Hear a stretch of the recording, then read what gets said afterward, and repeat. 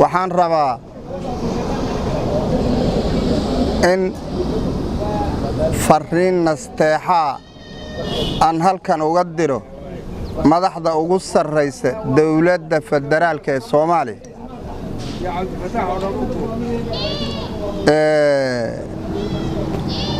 madaxweyne Farmaajo iyo ra'iisul wasaare Khayr waxaan rabaa inaan xusuusiyo Soomaaliya inay mid tahay inay hal dawlad leedahay hal baarlamaan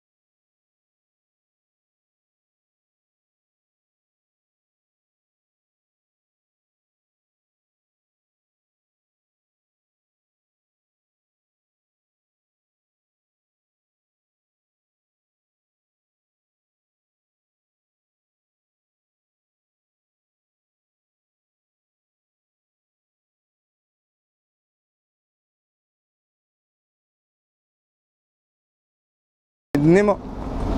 iskaashi wada jir cadow baad leedihiin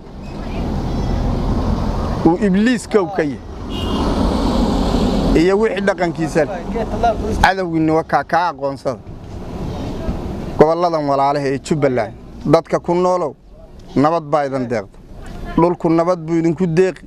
walaalnimo idan deeq walaalnimo idinku deeq waxa la yiri niman ku furi doonin yuusan ku rarin nin ilmihiisi dibadda jiraan oo diyaarad iska raaci oo laba baasaboor wata yuun isku kandir